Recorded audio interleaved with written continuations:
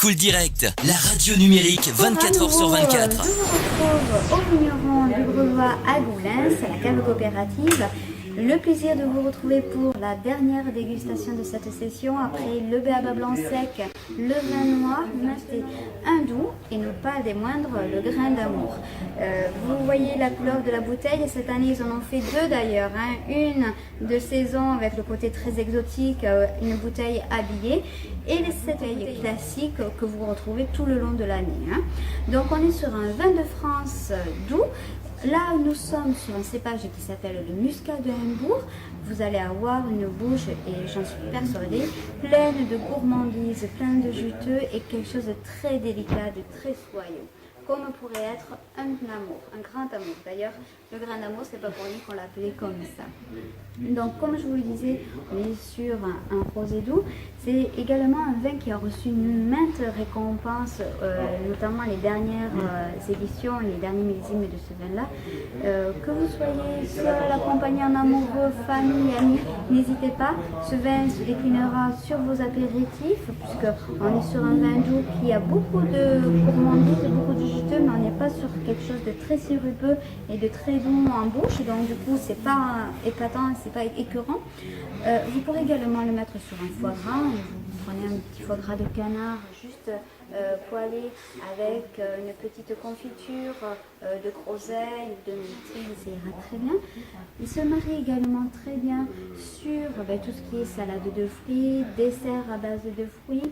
Là, c'est la saison également du melon. Au lieu de mettre du porto dans votre melon ou autre alcool qui va venir dénaturer le melon, profitez du grain d'amour, soit au verre à côté, soit directement dans le melon. Le grain d'amour rafraîchi, hein, ça remplacera donc ce porto et vous allez vous régaler à coup sûr. On est sur une température de service autour de 5-6 degrés, pas plus, pas moins, pour vraiment profiter de l'aromatique du grain d'amour. Et on va voir le visuel. Alors regardez un petit peu comme c'est joli, cette couleur un petit peu rosée saumonée. D'ailleurs, nous-mêmes sommeliers, nous amusons à dire que si l'amour aurait une couleur, ce serait celle-ci, parce que c'est vraiment très doux, très suave. C'est presque comme une caresse, c'est vraiment très joli. Donc au niveau du nez, on va vérifier tout ça. Donc le nez est très élégant, très flatteur également. On dirait vraiment un beau baiser, hein. C'est vraiment quelque chose de très sympathique. On est sur ce qu'on appelle sur un nez muscaté. Qu'est-ce qu'on appelle un nez muscaté? C'est un nez à la fois sucré, fruité et gourmand. Sur ce côté vraiment fruits exotiques, le côté ananas, le côté litchi, le côté également mangue, etc. Donc c'est vraiment quelque chose de très plaisant. Comme je le disais tout à l'heure, on est également sur des vins qui gardent beaucoup de fraîcheur, donc n'hésitez pas, il ne faut pas aller sur ce côté très sucré, il faut en profiter sur son côté gourmand. On va l'oxygéner, là que nous avons parlé tout à l'heure. Vous voyez, hein, quelques petites larmes, de beaux petits bourrelets, ça promet une belle dégustation tout ça les amis. Alors le second nez est tout aussi sympathique que le premier nez, on retrouve tous ces fruits exotiques, on a l'impression comme la bouteille d'aller vraiment en Équateur, voyageons ensemble et venons déguster ce petit grain d'amour tous ensemble.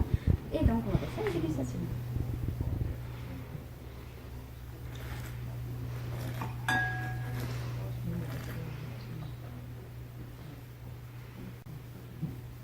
Des saint muscat, hein, tout simplement. Et alors, on retrouve effectivement tous ces fruits exotiques. Ce côté très juteux, très frais. On n'est vraiment pas sur ce côté très écœurant en bouche. On garde les baies, les petites baies, les framboises, le côté cerise, le côté également fruits exotiques, le côté un peu banane, le litchi, l'ananas. C'est vraiment une belle corbeille très sympathique. On a une petite fraîcheur qui vient prolonger le vin en bouche, ce qui le rend aussi tout aussi gourmand. Et donc, ce vin-là, on va pouvoir en profiter à la température entre 5 et 6 degrés. Hein. Ne le mettez pas trop froid parce que le froid va venir malheureusement accentuer l'acidité et va venir un petit peu gâcher les arômes, ce qui serait dommage.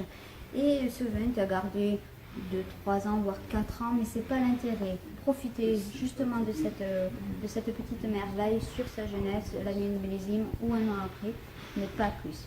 Je vous souhaite une très belle dégustation les amis, on se retrouve très bientôt ici même au vigneron du Brulois.